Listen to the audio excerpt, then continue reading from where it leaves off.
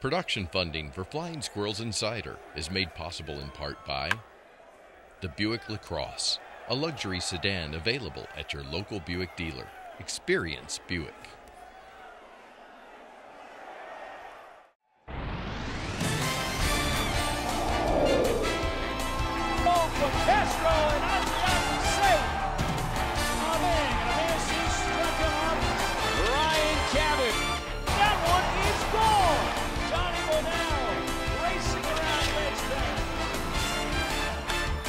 In the air to right field. This one hit deep. Miller heading back, watching it fly, and Perez has given the Squirrels the finale. Hey there, everybody. Welcome to another edition of Flying Squirrels Insider. I'm your host, John Laaser, and we've got another busy show for you tonight. Jay Burnham and Wes McElroy will be here in a moment as we take a historical look at the Squirrels' struggles away from the RVA. Plus, Squirrels catcher Andrew Susac is in the house to show you how he communicates with the Flying Squirrels pitching staff. And we'll do that right here on FSI Field. But first, we pride ourselves here at FSI with giving you glimpses of your team that you can't get anywhere else. Today, we've been fortunate enough to get an exclusive look at how the Squirrels stay in game shape throughout the season. Spoiler alert, it's not as simple as it seems. A lot of people don't recognize how much work goes into the conditioning of our athletes. I mean, you don't just roll out of bed to look like this. It takes dedication and sacrifice every day. But sometimes, our players don't know what's best for them. And that's where I come into play.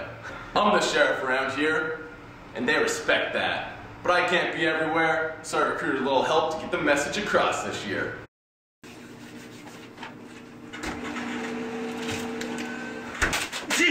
No snack for you! Most of the guys understand the importance of good nutrition, but there are a few bad seeds in the bunch.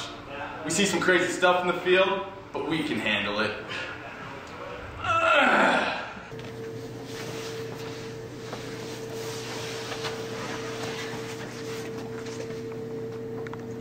Do I even have to say it?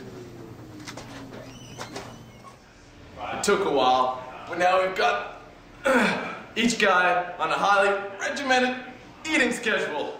It's really not that hard to follow. Even Mac is bought in. Please.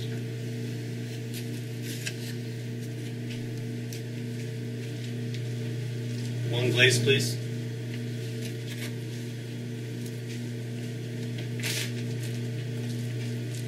Glaze.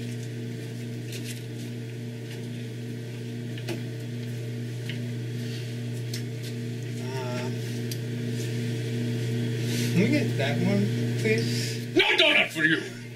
What? What? Why not? Come back! One season! All in a day's work for us unsung heroes. We like to think of ourselves as the men behind the men.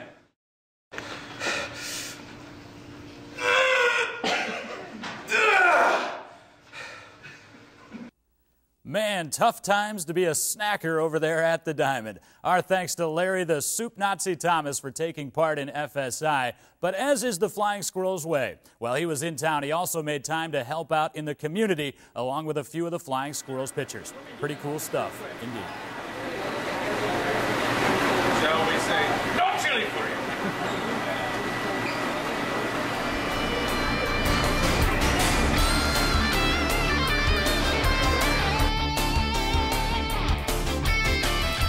And welcome back to Flying Squirrels Insider. We must say a big thank you to Larry the Soup Nazi Thomas outside of Wes McElroy. He's the biggest celebrity we've ever had here on this show. We plan on expanding that this year, but no analysis for you. And actually, he was tremendous during the filming of that segment, as were the guys on the team as well. So a big thanks to them as well. But now I welcome back in the usual cast of characters, Wes McElroy from Sports Radio 910, Jay Burnham, of course, my broadcast partner also on Sports Radio 910 is here. Just a second, we dive into the second road trip of the season for the Squirrels, but really quickly, we need to remind you, you should know this by now, text FSI during the airing of this program to 44544. That's FSI to 44544, and we're going to get you some free cool Flying Squirrel stuff. And also, beautiful Buick Lacrosse on set with us here today, thanks to our proud partners of Flying Squirrels Insider, the Richmond area GMC Buick dealers. All right, all the housekeeping out of the way. Squirrels back off the road literally just a few hours before we tape this segment of Flying Squirrels Insider. And guys,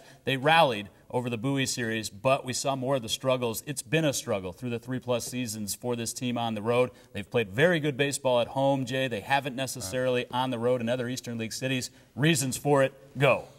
I don't know. It's probably the most simple reason why this team is so good historically at the Diamond as opposed to playing on the road, and perhaps it's just the fantastic crowds that we get out at the Diamond that support the Flying Squirrels. But there is a level of consistency and routine, and that's something that baseball players really enjoy to have throughout the year. When you're at home, you have those routines in place. But it's just been a struggle, and I'm not exactly sure why. However, they have lost some close ball games on the road, so maybe if you win a couple of those ball games by 1 or 2 runs, we're not having this discussion.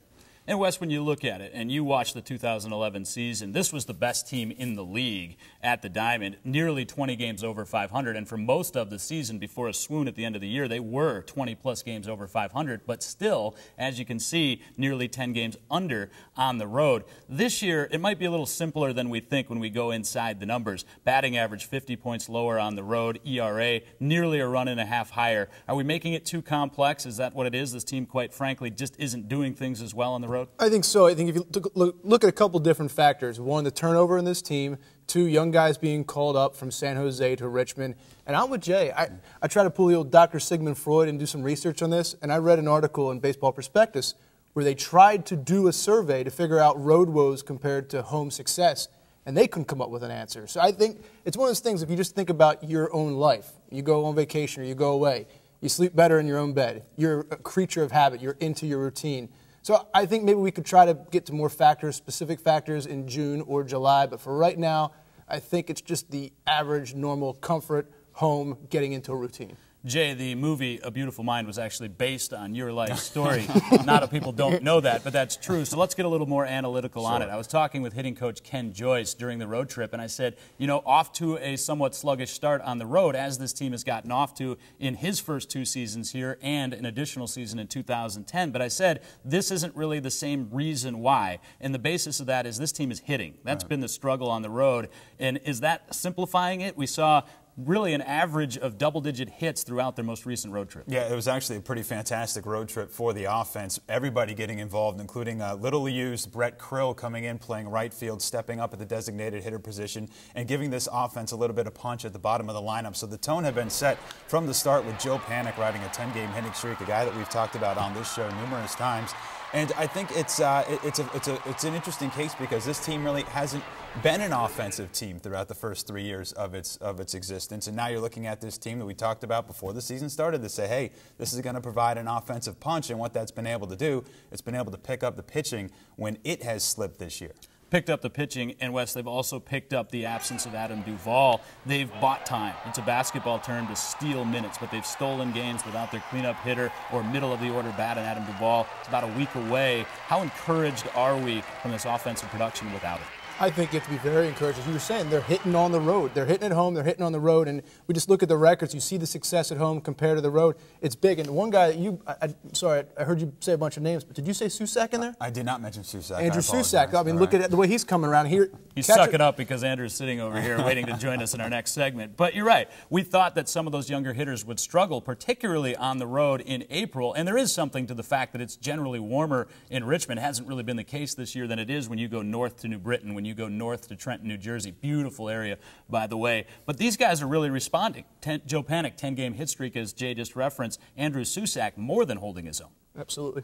Yeah, just to touch base, we had a conversation with Andrew a little bit earlier before you guys left for the road trip, and essentially just saying, look, there was some speculation from us initially as to whether he'd even start the season here in Richmond, Virginia, after a subpar offensive season out in the California League, which is a league that you want your offensive players to really thrive in. We saw it with Gary Brown, who thrived out in the High A California League before he came here. Not so much for Susac, but man, has he made the transition. You got to keep in mind, this guy was one of the top prospects coming out of college, a highly rated catching prospect, not only defensively and offensively. And I know we can talk about the defense here, but offensively he's provided a little bit of power as well, and something that you certainly certainly like to see out of your catcher. You mentioned Gary Brown, and we've seen it from some other guys, Thomas Neal, Nick Noonan, the guys that have come here. They've headlined the roster. Tommy Joseph last year in the same position. How much does it help Susac that he's buried a little bit? Obviously, a lot is expected of him, but he's not carrying the torch for this entire group of prospects just yet.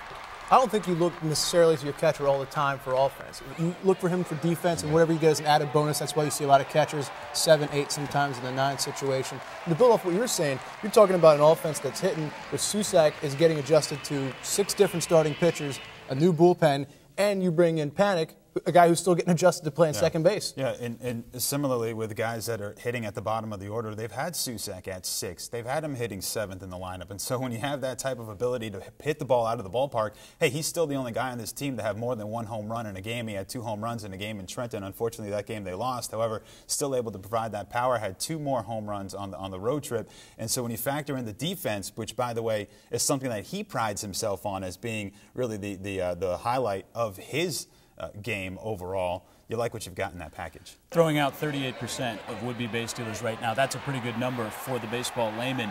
And you talk about that defense, obviously the athletic ability to block balls, particularly in a sinker-slider organization, but beyond that, handling the pitching staff. He's a lot younger than a lot of these guys. He's also got a backup in Mark Wagner, who has taken on that tutoring role to him. But I think he's done a pretty nice job of handling this very diverse pitching staff to this point. Yeah, and one of the things that he told me as we interviewed him for our Nutshell as well, it's an all Andrew Susac Squirrels homestand coming up. And Susac, he said, look, he's like, one of the things I was able to do a little bit more this year as opposed to last year was take more of a leadership role. And that includes calling pitches and working with the pitchers more extensively and letting them know what he thinks and feels would be best for them out there on the mound. And it does help when you have guys not only like Mark Wagner, who's a backup catcher now, but had at one point been on the doorsteps of the major leagues, but also to have the pitchers in the rotation, the mix they have with guys that have been here now 3 years in Justin Fitzgerald and Craig Westcott. We're getting Susac'd. That's the cover to that nutshell. We're getting Susac'd here on Flying Squirrels Insider as well because Andrew's just about to join us. But before he does,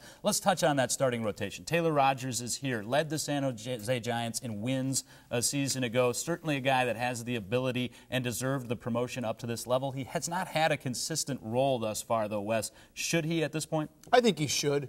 And I think it's a little diverse and a little unique. I don't personally understand carrying 6 pitchers, but the one thing that we have to remember is while fans want wins and losses, while media wants wins and losses, while we look at that, when you're talking about the minor leagues, you're talking about a developmental league. So early in the season, you got 6 pitchers, you guys have guys on inning count, you're taxing the bullpen, you bring in an extra guy early on, and you see where it goes. But I think we sometimes, at least I sometimes forget that when you're dealing with the minors, you're dealing with what the Giants want, not always what the fans want. And speaking of the developmental league, you're also at a precautionary level in the minor leagues that you don't see in the major leagues, and that's created opportunities, Jay, for Taylor Rogers. Jack Snodgrass, we saw in his latest outing, Taylor Rogers' latest outing, piggybacking on Jack. He winds up going just 2 innings. I think if that's at the major league level, you probably try to throw him back out there in the 3rd inning and see if he can work his way through it. But because of that, and also the precaution with Chris Glore and some other guys earlier on in the season, he's had consistent work. I just fear that that doesn't continue going forward. I agree, and his consistent work might be an inconsistent consistency for him, not knowing exactly when he's going to pitch, if that makes sense. Inconsistent consistency. However, but to go on that line of thinking, and I've actually said a couple of times that maybe the minor league level you should even expand your rosters to 26, 27, because it's not really about winning games, it's about developing these young arms and trying to protect them more so now than ever. If you look at what the Houston Astros are doing at the low A and double A level, they're essentially using 2 starting pitchers in nearly every ball game and using what the term piggybacking is, essentially having a guy go 5 innings one time round and another guy go 4 innings. The Yankees are in town, the double A affiliate of the Yankees, Trenton. They're using a 6-man rotation at least to start the season. So it's not uncommon, but unfortunately for a guy like Rogers, who's used to pitching every 5 days, who had success pitching every 5 days in a tough pitchers league or hitters league, he isn't getting that opportunity. Piggybacking, by the way, is not nearly as fun as it used to be when you were a kid and you jumped up on your dad's back and got carried around and saw the world in a different vantage point. Piggybacking usually means some pretty messy games because you've got essentially 2 starters, and we saw that in the second game in Bowie. We saw some ugliness to that Bowie series, and I think that's going to be the way it is when these 2 teams lock up, which they will again as this show airs for the 3rd time already. We're used to that. Should we get used to that style of play for this club, more offensive-based, Wes, as we analyze the first month of the season? I have to imagine the way baseball is always going, as it gets warmer, the offense heats up. We still have to figure out, and the Giants, I think if you're still going with a six-man rotation as we roll into the month of May, you've had 1 month into the season, and you blow up a couple of the parent clubs. We'll have to watch and track and see where they go back to a 5-man rotation. Right. But I have to imagine as the Giants try to figure out what they have on the staff, the way the offense is going, the way the games will heat up, I imagine you look more to the offense. Look, everyone makes adjustments. That's the basis of it. That's why the offense catches up to the pitching staff. Jay Burnham has made the biggest adjustment here on Flying Squirrels Insider. He's gone to the TV hair, and we're happy for it. Look at that professional look from Jay Burnham. Wes McElroy was already there. No, not at all. He cut out the wisdom streaks, but we'll talk about that on the next installment. We've got plenty more to come on this installment of Flying Squirrels Insider. Andrew Susac, who we're talking about extensively throughout this homestand, is with us. First, we're going to talk to him, get to know him. Then we're going to get him out on the field and let him know, or let him show you how he talks to the pitchers. It's the game of signs, and nobody does that better than the catcher. The Squirrels' everyday catcher, Andrew Susac, joins FSI next right here. And again, before we bring in Andrew, text FSI to 44544. That's 44544. Squirrels catcher is with us next as FSI rolls along.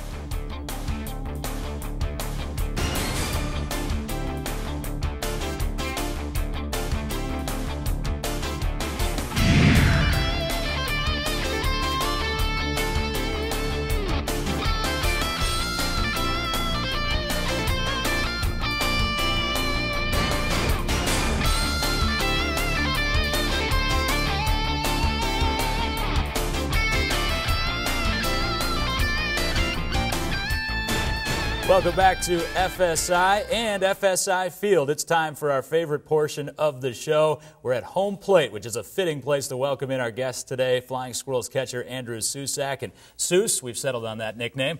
Welcome to the field. We do appreciate it. First month of the season at Double-A. How's it gone to this point? Awesome, man. I mean, I've been having a great time, great team, a lot of chemistry. We've just been having a good time and playing good ball lately.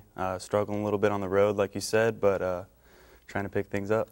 What did you hear down in spring training? I know that this is a place where guys have come from the California League and struggled a bit, whether it be for the weather or for the pitching or whatever the reason was. What did you expect? How's it been different than what you heard? Everyone said, you make it through Gary Brown actually said this, and he said, you make it through the first month and a half, 2 months, and you'll be fine. So far the weather's been bad, but, I played at Oregon State. I know some guys were born here, Joe, being born in New York, they're used to the weather. The cold weather doesn't bug me that much. The rain will get to you here and there, but just grinding every day and just getting used to the weather. You mentioned Joe Panic. He's one of your teammates last year in San Jose. How much has it helped you to come to this level for the first time with a group of guys that you already had a great familiarity with? Right. It's awesome. I've been real lucky with transition from college to the Giants. I had Osich and Tyler Graham and some other Oregon State guys come along the way from there. San Jose guys, Ricky, Duvall, the pitching staff, and Joe, all those guys coming up really helps as far as getting comfortable and getting your feet wet. Take me back to spring training. A lot of people that don't know the process don't realize it's a lot like making your high school baseball team. They just post a list and say, go to the airport, you're heading to Richmond. What were you thinking the last couple of days? Did you think you were coming here or heading back to San Jose? That's funny you said that. The last couple of days, I was kind of on the wire to go to San Jose, and I want to say the last day of spring training, I got a couple hits in the game, and they posted a previous roster of San Jose, and I was on that roster. When I went back up in the locker room, I was scheduled to go to Richmond. So that just shows you how close it comes to the changes they make.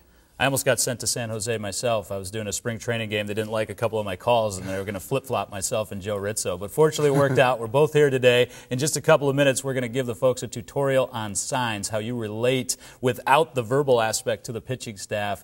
But how has it been relating to this pitching staff? It's really a hodgepodge, some veteran guys, some younger guys, some Latin guys, and there are a lot of communication challenges, I might imagine, for you. Yeah, man. Every year you're going to have new guys on the rosters. The pitching staff is great here, though, man. Like you said, we have a great combination of new guys, older veteran guys, and the Latin guys are great as well. Most of our Latin guys speak pretty good English, and there hasn't been many problems. A few cross-ups here and there, but that's easy fix stuff. Daryl, some of these older veteran guys, Tommy, these guys helped me along the way as far as getting my feet wet, staying comfortable. And, you know, the younger guys I worked with last year are also great, and I feel a sense of leadership back there and helping them get better every day. Justin Fitzgerald told me, really he's morphed into the staff ace, that to this point in his career, you're the favorite catcher already that he's worked with. How does something like that make you feel? It makes me feel great. You know, like I said, I take a big I love being known as a defensive catcher, and you know, when someone says something like that, it really makes me happy. On the field, nobody's cleats get dirtier and more scuffed than the catching position. That's why we're loving these shoes that you've worn today, and we're going to get you into the crowd here in a second and show us how you communicate with these guys, as in signs. It's a big part of the ball game. You certainly have to know them, like you just mentioned, crossing up. That happens sometimes when they don't get the right sign or you guys aren't on the same page. But how complex is that for someone who's never been a part of it? How many things do you guys have to memorize? I mean, there's a lot of stuff to memorize, but like I said, that stuff gets real easy when you start to work with these guys. You start to realize how they work. You know, little hand signals. It's just big sign language. That's all it really is. Catcher will always go to the mound after it gets crossed up. What do you say? Oh yeah, I go out there, and you know, sometimes you'll be mad. Sometimes it's like, dude, what's going on? But for the most part, it's pretty calm and collect. But you just go out there and try to get on the same page and go from there. Well, we don't want to get crossed up today on FSI, and he's going to ask me, dude, what are you doing? We're going to try to sort it out when we come back. We kick out the chairs, we get on FSI field, and Andrew Susac is going to show us the signs that he uses to communicate to this Flying Squirrels pitching staff. More with the Flying Squirrels catcher right after this as FSI continues.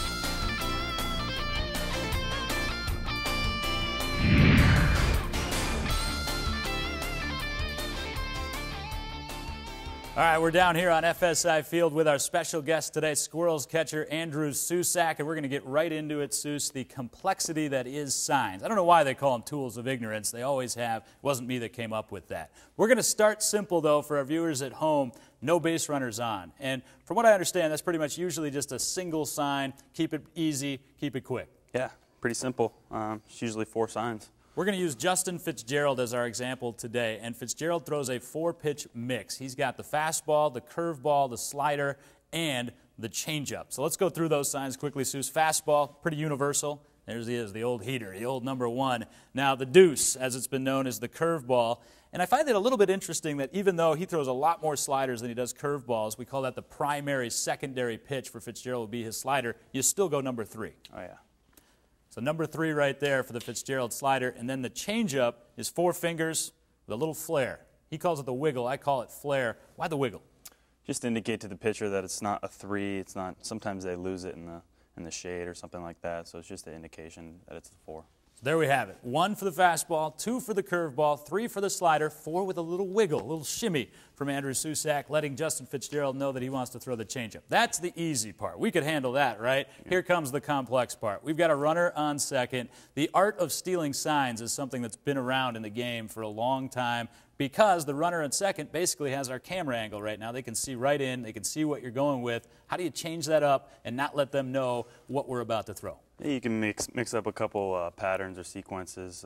We like to go first sign, second sign, third sign. You can go sign following the 2, but the most popular one is outs plus 1.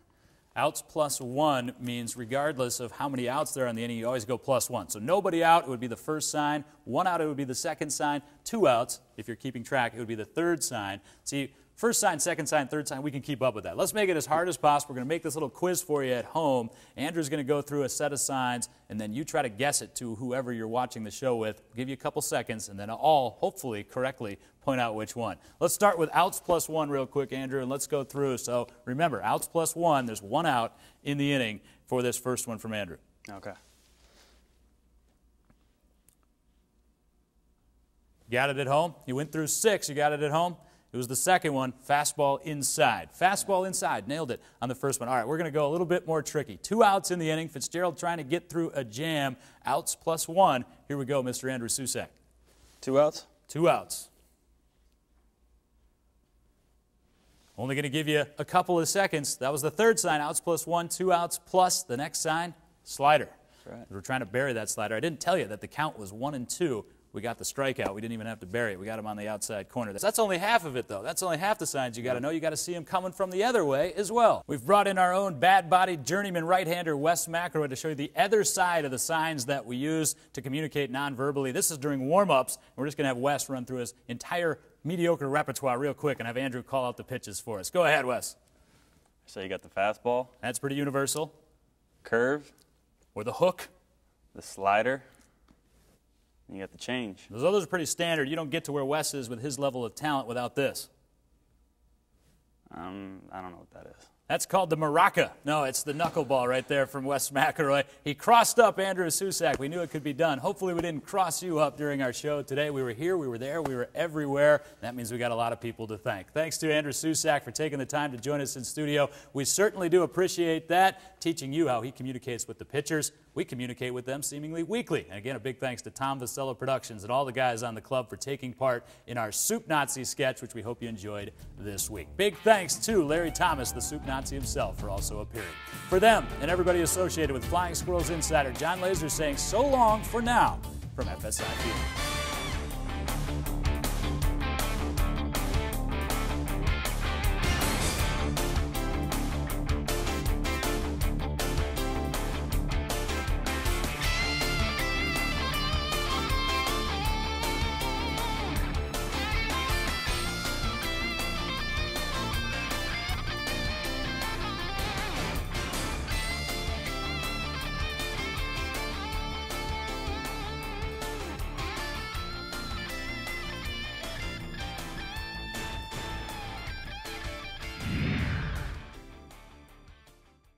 Production funding for Flying Squirrels Insider is made possible in part by the GMC Terrain, available at your local GMC dealer. We are professional grade.